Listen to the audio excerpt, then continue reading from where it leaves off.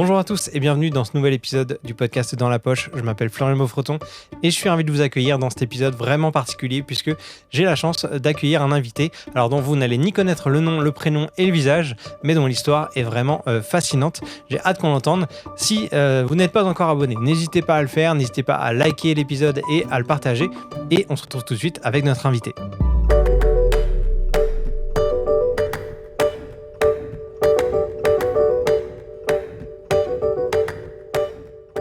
Jean-Michel, merci d'avoir accepté mon invitation. Ça fait très très plaisir. C'est un plaisir partagé parce que je sais que tu es très très secret dans ta vie personnelle, dans ta vie publique. Un petit peu. Et donc c'est quand même un honneur de t'avoir à ce micro. Alors sans trop en dire, est-ce que tu peux te présenter rapidement pour les gens sans forcément dire d'où tu viens ni ce que tu fais, mais peut-être à peu près ton âge, même si tu veux rester flou, ce genre de choses. Et est-ce que tu es salarié, entrepreneur, nous expliquer un peu le contexte. Ok. Alors, Jean-Michel, dans la trentaine, au Canada depuis une dizaine d'années, on va dire. Et puis, après être passé par des longues études, on va dire ça comme ça, ouais, par des rencontres et tout, j'ai pu créer ma société quand même assez jeune. Donc, ce qui m'a permis après d'en être là où j'en suis aujourd'hui, en fait. Et alors, tu dis que quand tu as fait de longues études, tu as créé ta boîte jeune, etc. C'était quelque chose que tu avais prévu depuis longtemps d'être entrepreneur ou tu savais pas trop dans ta jeunesse comment tu allais évoluer? Est-ce que tu viens d'une famille d'entrepreneurs et déjà assez aisée ou est-ce que tu es d'un milieu, on va dire, populaire, je sais pas, ou un entre-deux, tu vois? C'est comme, genre, on peut appeler ça la classe moyenne française, c'est Ouais. un truc vraiment très très classique. Personne manquait de rien ni quoi que ce soit, mais il n'y avait pas de rêve de fortune, etc. Il n'y avait pas de grande réussite dans ta famille, enfin financière, je parle. Pas à ce niveau-là, on va dire. Pas à ce niveau-là, tu sais, on vient quand même c'est ça, un milieu classique français, on va dire. Ok. Et mais c'est ça, et le but, ça a toujours été de pouvoir un peu s'émanciper de tout ça, de devenir, bon, tu sais, la fameuse phrase, la liberté financière, etc. Et je sais pas, c'est dû à quoi? Est-ce que c'est là parce qu'il y a de la chance? Il y a certainement beaucoup de travail, ça je peux te le garantir. Mais ça a été ces facteurs qui se sont combinés ensemble qui a fait que à un jeune âge, j'ai pu rencontrer des personnes qui m'ont permis de faire ce que j'ai fait, rencontrer les personnes que j'ai rencontrées et après, c'est un grand mot là, mais exploser ou je sais pas comment tu dis ça. Ah, réussir. Réussir. En grande fois, Alors, je sais pas c'est quoi réussir, voilà, mais justement, revenons. C'est quoi ta définition de toi, ta définition de la réussite? Sans parler de richesse, la définition de la réussite. Ouais, sans richesse, en fait, c'est juste faire ce qu'on veut, au moment où on veut et avec qui on veut. C'est juste ça, tu vois. Ça, pour moi, c'est toujours l'objectif. Juste profiter. Je pense que on est, enfin, sans rentrer dans les grands débats philosophiques ou quoi que ce soit, je pense qu'on n'est pas fait pour travailler 65 ans de notre vie, tu vois. Je pense qu'il faut profiter, il faut voyager, il faut rencontrer des gens, il faut explorer et tout et tout. Et moi, mon but, c'était de le faire le plus tôt possible avec les gens qui m'ont... Et c'est un peu ça qui s'est passé. Donc, on a profité et on continue de profiter un peu. C'est ça qu'on me dit. C'est bon. Et professionnellement, tu as trouvé ta voie assez jeune. Est-ce que c'est ta première entreprise qui a réussi ou tu en as testé plein? Parce que justement, c'est une question. Il y a des gens sur Internet, maintenant, on a l'impression que c'est succès immédiat, qu'on réussit du premier coup. Justement, qu'est-ce que toi, c'est quoi ton expérience? C'est aussi ça le parallèle que moi je me fais, c'est que c'est pour ça que je refuse de montrer comme de s'exposer et tout, parce que je trouve que tout ça est fake en fait. Tu vois. On montre, c'est classique, mais sur les réseaux sociaux, on montre que ce qui est positif, on montre que les belles choses, on montre pas tous les échecs et tout ce par quoi t'es passé, etc. Et moi non, pas du tout, au contraire, ça a été genre, je vais pas dire des dizaines de compagnies, et pas mal de sociétés qui ont été tentées, essayées, etc. Mais toujours après de longs et d'importants efforts, non, ça a finalement percé. Mais ouais, non, ça a pris beaucoup de temps. Ça a pris beaucoup de temps. Parce que après, j'ai aussi commencé tôt. C'est jeune, hein, ouais, on est d'accord. J'ai commencé tôt. Genre, je pense que ma première société, comme mon France classique, je l'ai créée à 18 ans. Ok. Et puis, ça a duré quelques mois. Ça a complètement échoué, mais complètement. J'ai beaucoup appris, donc j'ai recommencé, jusqu'à même ici, quand j'étais encore étudiant, je créais des sociétés, etc.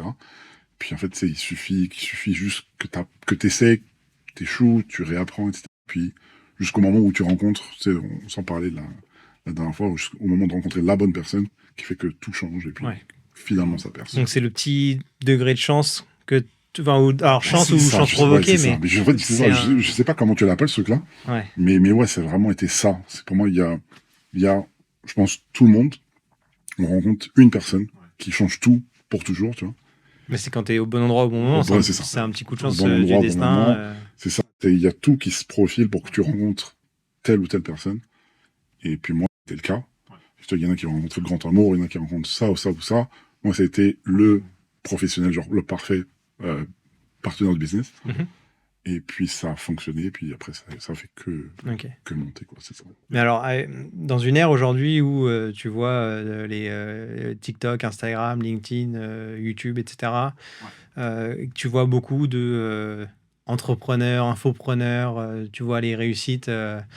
Voilà, c'est quoi Toi, tu es complètement à l'opposé de ce monde-là. Depuis le début, tu t'es dit, OK, moi, je veux pas montrer cette réussite. Et je veux rester anonyme, ou c'est par la force des choses, tu t'es dit, OK, non, moi, ça m'intéresse même pas de toute manière d'être sur les réseaux En fait, comme je t'avais dit, moi, c'est vraiment de mon éducation, avant tout, tu sais, où on a toujours appris à être discret, peu importe ce qu'on avait et tout. Mais en fait, c'est avec ce que j'ai pu voir. Moi, j'ai un partenaire, justement, qui est très exposé, médiatiquement, etc. Et de par le métier aussi qu'on fait, on est amené à voir des gens extrêmement exposés aussi.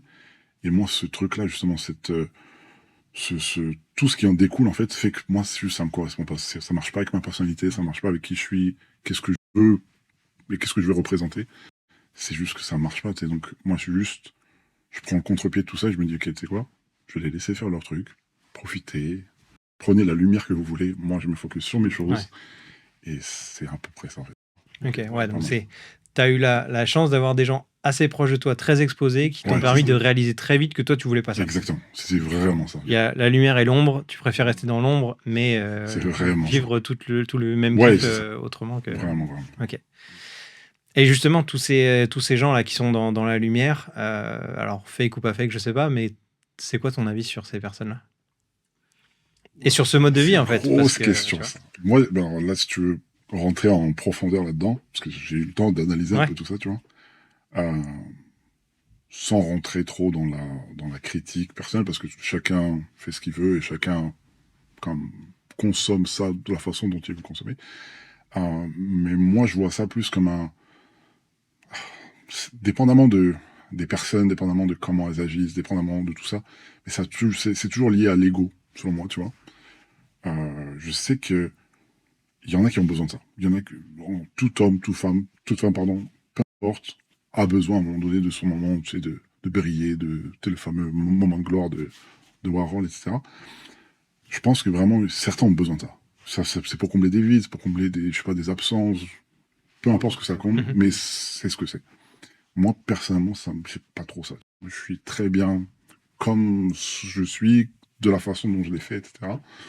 Donc, j'ai pas ce truc-là. Je ressens pas le besoin de m'exposer, de montrer j'ai ça, ou j'ai fait ça, ou je fréquente ce genre de personnes.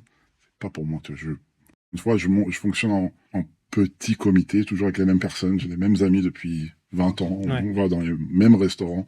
Bon, peut-être que là, maintenant, ça peut évoluer depuis 20 ans, mais on profite, toujours en petit groupe. En fait. Tu t'es beaucoup éduqué sur ce mode de vie, les gens qui ont réussi, etc. Tu lis beaucoup, t'écoutes beaucoup de choses là-dessus justement, pas par rapport à ça. Je lis beaucoup et tout, mais c'est pas du tout lié au business ou quoi que ce soit. Non, là, pour le coup, ça, c'est venu vraiment d'un mode d'espèce de protection, genre, de fait, c'est ça, je vais pas rentrer dans le cliché de la carapace ou quoi que ce soit, mais vraiment dans le fait de juste garder les mêmes amis. T'as un cocon, un noyau. Avancer ensemble, comme si j'ai les mêmes gars qui sont autour de moi. On va les mêmes trucs. Puis, non, on peut faire plaisir d'une autre façon, donc on se fait plaisir d'une autre façon. Mais mes amis vraiment m'appellent le gars chiant, parce que vraiment je suis chiant. Je fais la même chose, on m'appelle le papy, tu vois. C'est vraiment ça, c'est le vieux papy. T'as tes habitudes, t'as tes même routines. Qui mange la même petite entrecôte sauce au poivre. Mais moi, c'est vraiment ça Ouais. qui me plaît, tu vois.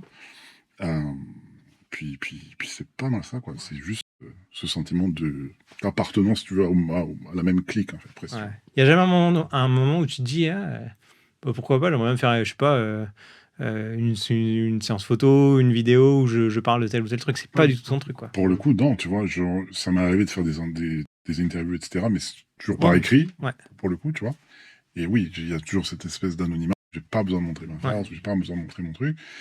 Ça m'est arrivé quand il y a encore des récompenses pour ce qu'on fait, etc., où là, je suis un peu obligé, tu sais, il faut montrer sa face, il faut faire des sourires et tout. Mais ça appartient pas à ce monde-là, c'est pas mon truc. Oui, il faut mettre des fois des nœuds papillons et puis agir de la façon dont on agit et tout. Mais c'est juste, c'est pas pour moi, les gars. Ouais. C'est pas... Donc toi, le regard des autres, tu t'en fous, quoi. T'as pas du tout envie d'être en mode... Moi, toi, tu me connais un peu, on s'est déjà pas parlé. Tu sais où je vais, tu sais mes objectifs. Tu sais que très bientôt, tout ça, ce sera fini pour moi. Alors après, pareil, tu vas dire ce que tu veux là-dessus, mais justement, c'est quoi ton objectif de vie? C'est au bout d'un certain temps, parce que je sais que l'entrepreneuriat, c'est aussi gérer beaucoup de problèmes. Tu as envie de continuer longtemps dans ce parcours-là, tu as envie de créer d'autres boîtes, tu as envie de revendre, tu as envie de, je sais pas, tu as envie de partir en retraite à 40 ans, j'en sais rien, tu vois, c'est quoi ta vision des choses futures? Là, l'objectif, c'est de... Je savais que tout ça allait avoir une fin très bientôt. Là, j'ai quand même un petit peu... J'ai pris sur moi, parce que le métier qu'on fait, c'est de nature un métier qui est assez exposé. Ok. Mais voilà, j'ai mis mes contraintes et je m'arrange toujours pour rester un petit peu l'homme de l'ombre, on va dire, tu vois.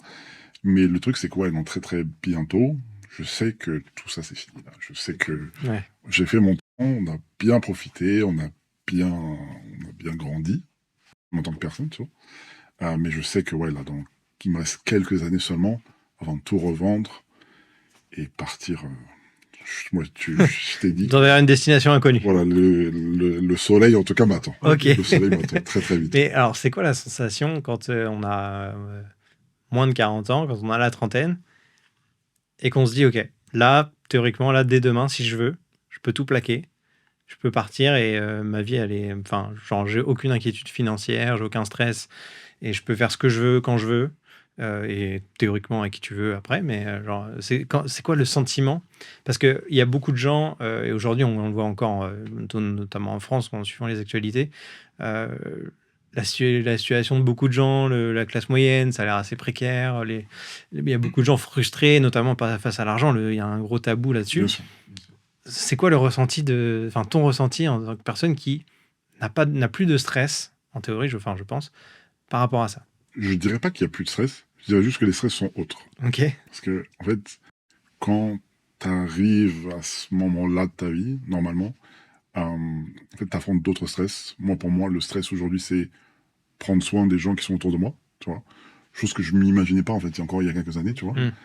Et, tu sais, on a tous des parents qui vieillissent, on a une famille, etc. Donc, à un certain point, quand tu arrives à ce genre de situation, qui est une très bonne situation, tu sais, je me plains pas pour ça, mais il faut, à un certain point, après, prendre soin des gens et tout. Donc, il y a un certain devoir, en fait, qui commence à se créer là, où je le vois, moi, plus les parents vieillissent, plus je me dis, bon, il serait temps peut-être de leur offrir une maison, il serait temps de les mettre à l'abri, il serait temps qu'ils soient mieux, tu vois. Le truc, c'est que avec ou sans argent, c'est des considérations que tu es quasiment obligé d'avoir. Bien sûr. Qu'on ait vraiment plusieurs millions, dizaines de millions, centaines de millions, ou on est moins de 100 000, on a ces questionnements-là pour quand on est enfant et qu'on a des parents qui vieillissent.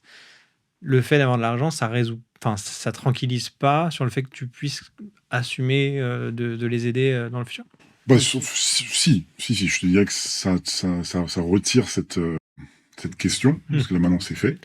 Maintenant, c'est juste quelle est la façon de le faire le mieux possible. En fait. Bien sûr. Où je me dis, ils n'ont plus. Mais au moins, tu as le choix de faire comme tu souhaites. Tu as ce luxe énorme de dire, il n'y a pas de limite, en fait. C'est ça le gros luxe, il n'y a pas de limite. Mais c'est ça. Mon prochain stress, je sais que c'est ça, vraiment. Au-delà de tous les aspects, futiles de tout ce qui en découlera. Donc c'est vraiment après comment juste faire plaisir aux gens qui sont autour de moi le mieux possible, en fait, tu vois. C'est vraiment ça. Tu parles d'un projet futur où tu tirais vers le soleil. à ce moment-là, tu imagines, enfin, ta vie, tu la vois comment? C'est siroter des cocktails, ne plus jamais travailler, ou c'est quand même avoir des activités un peu reliées à ton univers de prédilection? Comment tu imagines ça? Non, j'adorais te dire que oui, je siroterais des trucs sur la plage pour le reste de ma vie, mais en fait, non, parce que je sais que j'ai besoin d'avoir une activité. Donc non, non, le but, c'est en fait, pour ne pas citer le pays, c'est le Brésil, tu vois. Et je sais que avec les investissements que je fais là-bas et tout, le but, c'est vraiment de finir là-bas, si je peux dire. Mais oui, non, le but, après tout ça, après que j'ai fini ce chapitre de ma vie là, dans lequel je suis en ce moment, ce serait, ouais, on s'en parlait la dernière fois, ce serait d'ouvrir une école là-bas. Parce que je suis très impliqué, tu sais, dans les favelas et tout. Ça fait des années que je développe quelque chose là-bas. Et puis là, finalement, on arrive à concrétiser quelque chose. Et oui, donc, encore une fois, grâce au domaine dans lequel on fait ce qu'on fait, Ouais. ce serait donc d'initier les enfants à cet art-là, on va dire ça comme ça. Et voilà, et propager, donc c'est ça, ce savoir-là. Et puis, tu sais, je t'en parlais, c'est qu'il y a une espèce d'échange que j'adorerais faire, moi, c'est avec les artistes, avec lesquels on collabore et on continuera de collaborer dans le futur. Cette espèce d'échange là, de la même façon dont on s'en parlait la dernière fois, l'artiste JR agit dans les favelas, parce que c'est lui que j'avais vu là-bas faire ça en premier, et ça m'avait ultra inspiré. Donc je me suis dit, wow, il y a un truc à faire là-bas. Ok. Et moi, grand amoureux du Brésil, je me suis dit, c'est quoi, Ouais. j'ai ce truc-là, j'ai cette Donc il y a possibilité. une notion de transmettre après à d'autres générations, Ce serait ça. donner des Ce serait ça, le vocations, but. etc. Ce serait ça. Ouais, je pense que à ce point-là, tu sais, quand tu arrives à ce point de confort dans ta vie, tu vois, Mhm. le but c'est juste après, c'est de, je vais pas dire redonner, parce que je vais pas faire le bon samaritain ou quoi que ce soit, mais juste de faire des choses cool. Ouais. C'est juste ça. Non, mais en vrai, le truc, quand tu es à un certain stade et que tu n'as plus de contraintes de te lever le lundi matin pour aller au boulot et de faire une activité pour avoir un salaire qui te permet de vivre, quand tu n'as plus ces contraintes-là et que tu peux faire ce que tu veux, Ouais. bah, si ça, c'est une de tes passions et que tu as envie de C'est transmettre ça. quelque chose, C'est et ça, que ouais, en plus dans un lieu que tu adores, ça a totalement du sens, tu vois. c'est ça. Je pense, à ce point-là, c'est juste du bonus, tu vois. Mm. C'est genre, il n'y a plus aucune contrainte. Et là, on est quand même au Canada. Il y a des contraintes qu'on ne veut pas. La première contrainte, c'est le froid. C'est cool. Et on aimerait voir autre chose. Donc, oui, non, je Ouais. sais que ça m'attend là-bas et puis que c'est en train d'être construit au moment où on parle. Donc, Ouais. ça arrive. Il y a un truc que j'aimerais bien avoir ton avis aussi, c'est alors tu parles d'aller au Brésil. C'est un pays qui est quand même dans mon opinion, j'ai jamais été, hein, mais j'ai l'impression que c'est un pays qui peut être dangereux, qui est dangereux, j'imagine, et où si tu es, alors que tu sois brésilien ou touriste, mais que si tu montres ta richesse ou des signes de richesse, bah, tu as plus de risques de te faire Mais c'est attaquer ou ce que tu veux, agresser. C'est vraiment ça, si tu veux, la dualité du truc. C'est que moi, j'adore ces trucs-là. Tu vois, c'est Ouais. le Brésil. Peu importe l'argent que tu as, peu Ouais. importe les folies que tu peux faire, tu ne peux juste pas. Tu ne peux Mm. pas sortir dans la rue avec une montre, pas sortir dans la rue avec une belle Ferrari ou quoi que ce soit. Parce que ça se fait pas. Ouais. Et tu risques vraiment de te faire kidnapper ou d'avoir pire que ça. Tu vois. Ouais. Donc, ce truc-là, et moi, c'est de ça dont je suis tombé amoureux la première fois que je suis allé. Je me suis dit, waouh, peu importe, il faut que tu sois simple. Il faut que tu aies ton t-shirt, ton short, tu joues au Pas de foot sur marque la plage. visible ou quoi. Pas de marque. Il faut que tu sois simple. Et moi, c'est ça que j'adorais. Genre, je me suis dit, ok, waouh, un pays, ma façon de penser, c'est là que je veux aller. Est-ce que tu considères que tu es millionnaire atypique? Est-ce que tu penses que tu es une personne comme ça En fait, moi, je pense pas, au contraire. Je pense que Ok. la majorité, c'est Non, ça. mais tu vois, dans l'inconscient des gens, je pense sur Internet, millionnaire égale Lambo, montre de luxe, soirée en boîte, tu vois. Donc, juste pour les gens, moi, je me doute qu'il y a un gros milieu de... Les gens les plus riches sont ceux que tu remarques pas. Tout à fait. C'est la grande majorité comme ça. C'est juste que les réseaux sociaux ont juste mis cette espèce de loupe sur ce petit cosmos de millionnaires, peu importe ce qu'ils sont, qui aiment flamber. Et sur les réseaux, on aime vraiment extrapoler tout ça et le rendre un petit peu inaccessible. Donc on se dit, waouh, c'est ça la réalité de ces gens-là. Mais ça l'est pas du tout. La majorité des gens sont en caleçon dans leur canapé, à manger des chips et à regarder Mbappé à la télé. C'est comme ça que ça se passe vraiment dans la vraie vie, tu vois. Donc, tout ça, pour moi, c'est pour ça que, encore une fois, tout ce fake de cette vie-là, ça m'intéresse pas. Et je sais que même les gens qui sont autour de moi, qui ont fait ce que j'ai fait ou équivalent, mais je sais qu'ils sont comme ça aussi, qu'ils veulent des choses simples. Ils veulent peut-être pas le Brésil, ils veulent peut-être d'autres choses, mais à la fin, c'est manger un bon restaurant avec des gens qu'on aime et tout, puis ça s'arrête là un peu, tu vois. Ouais. Tu nous as parlé du Brésil, mais est-ce que tu irais vivre à Dubaï un jour ou c'est même pas en rêve, c'est pas ton truc? Parce que là, pour le coup, c'est la ville où pour les Lego, la lumière, vois, tout ça, tu vois. Donc, tu vois, c'est l'opposé, en fait. Tu vois, l'opposé de ça, Ouais. ça s'appelle le Brésil. Ok. T'as Dubaï, et puis à l'autre côté, t'as Rio de Janeiro. Ouais. Où c'est le truc où tu ne peux pas être comme ça, tu vois. Ouais. Et ce côté Malheureusement, non. dangereux, ça t'inquiète pas d'aller vivre là-bas En fait, il y a dangereux et dangereux après, tu vois. Genre, je sais que pour être parisien, la nuit à Paris, tu sais, je me sens Ouais. moins en sécurité parfois qu'à Rio de Janeiro, tu vois. Ah ouais? Ouais, c'est quelque chose quand même, tu vois. Donc non, ouais, Rio, c'est dangereux, oui, ça l'est. Après, ça dépend, c'est comme à Paris, tu sais, tu traînes où, t'es avec qui, est-ce que tu sors la nuit, qu'est-ce que tu montres sur les réseaux, comment tu gères un petit peu ton truc. C'est comme partout, tu vois. Et est-ce que tu as quand même des petits plaisirs, en gros, genre, je sais pas, les montres, les vêtements, les bijoux, je sais pas, peu importe, les voitures, j'en sais rien. Est-ce que tu te fais quand même des plaisirs avec cet argent, en sachant que si tu veux aller vivre au Brésil, tu vas pas pouvoir les montrer? Est-ce que c'est pas frustrant, tu vois? Donc c'est quoi déjà tes plaisirs Mes plaisirs. Alors, déjà, j'aime beaucoup les voyages. les voyages, ok. Beaucoup ça. Ouais. Quand je voyage, j'aime bien profiter. Ouais. C'est ma première chose. Après, ouais, j'aime les montres. Mhm. Beaucoup les montres. Mais je les montre pas, forcément, du coup. Mais ouais, Alors, tu vois, c'est un truc que je me dis, mais pourquoi avoir, je sais pas, une collection de montres, admettons, si tu ne peux pas les porter, tu vois? Parce qu'il y a le côté, certes, collection, avoir des beaux objets chez toi, voilà.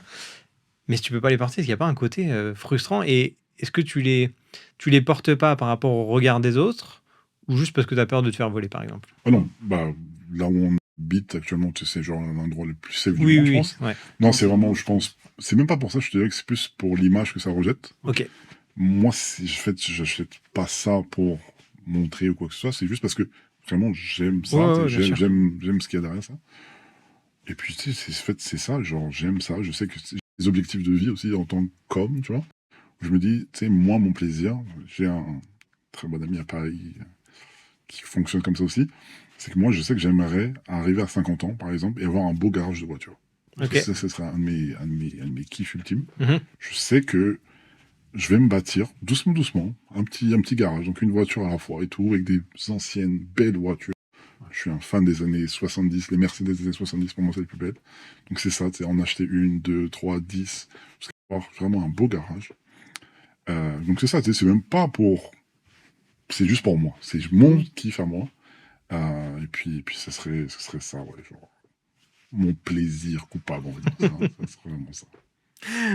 Si tu avais, on va terminer l'épisode, mais si tu avais un message ou un truc à dire aux jeunes générations ou même aux vingtaines, trentaines qui aimeraient justement avoir du succès, réussir un projet entrepreneurial, qui ont des ambitions, ce genre de choses, mais qui savent pas par quoi commencer ou comment faire. Est-ce que tu as des exemples, des tips à donner Franchement, ou des conseils le premier gros conseil que je donnerais personnellement, c'est genre, il faut faire des erreurs, les gars. Il faut faire tellement d'erreurs.